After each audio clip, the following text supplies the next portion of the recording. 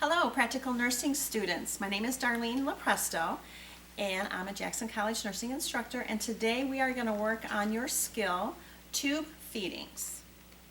Okay, so I have my tray here of goodies. I just wanted to kind of walk through and tell you what we have. We have a graduated cylinder. We have a pair of gloves. We have a measuring tape. We have our pH strips to measure our gastric pH with. So I already have one ready in a little medicine cup. We have our piston syringe, which I have open and ready. It does not have to be sterile. This is what it looks like. We have an emesis basin just in case we need it, some tape, some prep for the patient's nose in case the tape is coming off his nose. We could prep the nose and then replace the tape. We have our ordered tube feeding. You want to make sure you go back and double check the physician's orders to make sure you're giving the correct type of formula, because we know there's many different types of formulas. We have our marker just in case we have to mark our tube for measurement, and then we have an extra blue pad. Okay, so we're going to get ready to start. Knock, knock, knock. Hello, Mr. Jones. My name is Darlene LaPresto. I'm a nursing instructor at Jackson College. I'm here to check your NG tube and give you your feeding today. Is there anything that I can do for you? Anything you need before we do this procedure? No? Are you having any pain on a scale of 0 to 10, 10 being the worst possible pain and 0 being no pain? About a 2? Okay. All right. And do you have to go to the bathroom before we start? No? All right. What I'm going to do, Mr. Jones, is put you up higher a little bit here so I can reach you, but I'll leave the side rails up. All right. So I'm just going to place a blue pad, just so we don't run into any problems maybe with soiling our clean sheets that we just did today. And this is called a Salem Sump NG tube. Some are bigger and some are smaller, but Mr. Jones had this placed about 2 days ago. It's held in place with tape on his nose, so we have to be careful that that does stay firmly attached, because that's what's holding it in place, and they do tend to come out if we don't really make sure that's secure. Now he has a black line at the tip of his nose, and that's where we're going to measure from.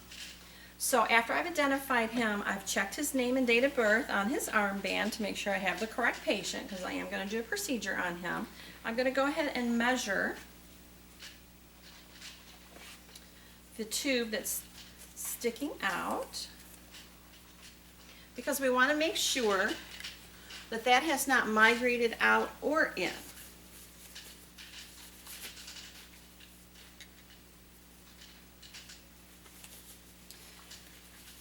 Now the policy at this facility is to measure,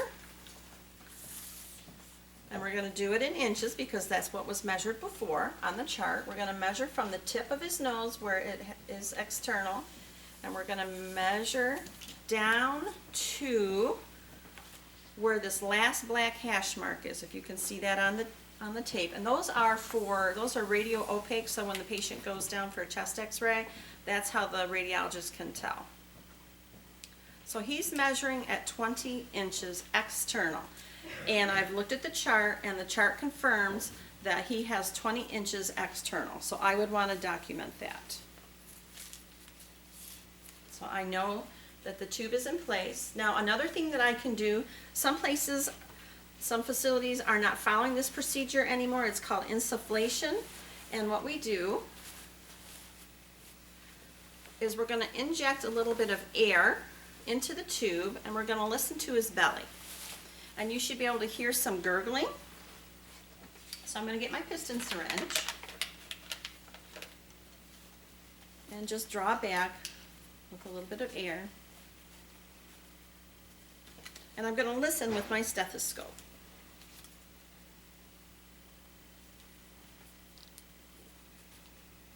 Left upper quadrant, because that's where the tummy is.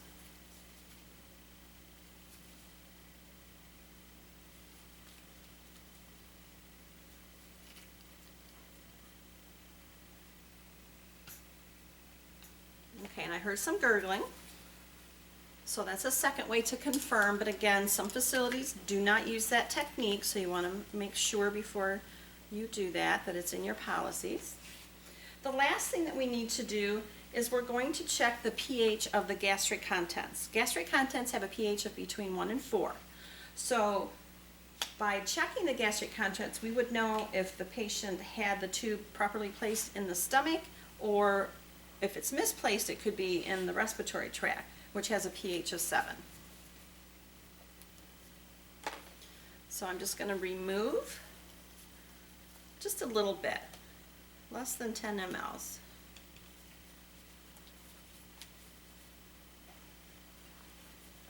And you always want to put the plug back in, just because it might seep a little bit.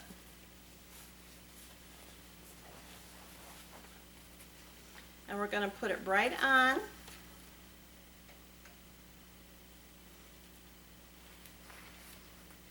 the strip. Okay, and we give it a couple minutes to read. And then compare it with your graph, and it's measuring at a 3.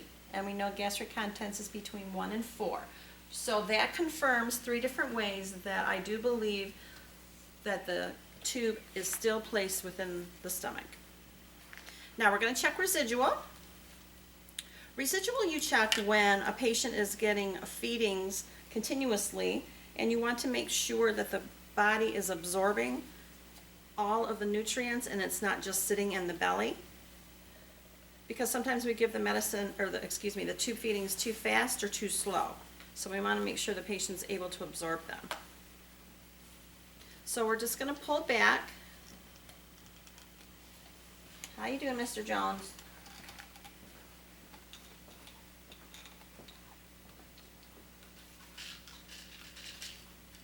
Okay, I've gotten a residual of about 45 mLs. And that's less than 100, so that's good. So I'm not concerned about him not absorbing the tube feeding. So I'm going to go ahead and put that right back in. And then I'm going to document how much his residual was.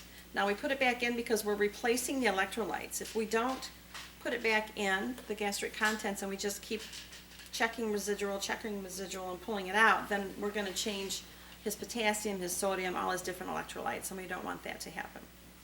Now lastly, we're going to go ahead and irrigate, and we're going to give him some tube feeding. He has an order for a bolus of Oscal 1.5, and I have Oscal 1.5. The lid is clean. The expiration date is not until 2020, so that is good.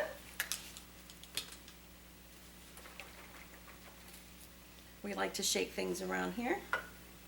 Now I have some saline already in my graduated cylinder, and I'm going to pull up about 100, and the physician will write specific orders on how much that he wants you to flush with.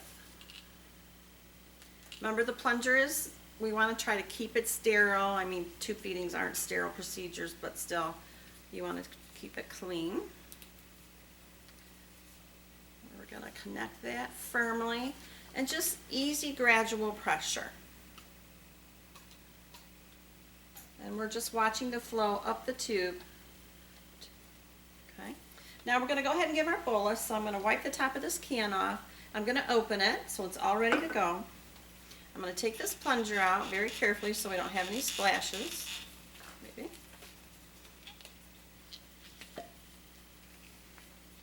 Reconnect. And we're just going to allow this to pour in, and by gravity it's going to infuse into the patient.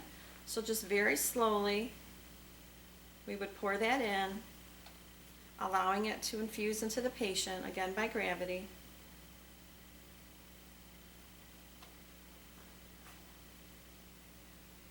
Making sure he's doing okay, he's not getting nauseated. Okay, he took the whole can, which is good, and we're going to be sure that we document that. And then one more flush. You don't want to leave any of that tubing filled with, the empty tube filled with formula, because it could clog up. So we want to do one more flush with our saline. Go ahead and flush it, and then when we're all done, we're going to secure it to his gown so that it's not pulling on his nose. So I'm going to get a piece of tape. And sometimes you'll see tape with a safety pin. We just don't want to puncture the tube. But we just don't want that pulling on the nose so that he can kind of move around in bed comfortably. So now it's secure here, it's secure here. If it were to be put back to suction or anything else, we would do that, but not at this time because we're giving a feeding. Okay, hand hygiene. Take care of all of your supplies. Make your patient comfortable. Assess to see if he has any needs, any pain, or if he has to go to the bathroom. And then be sure you do your exit procedure and let him know when you're going to come back.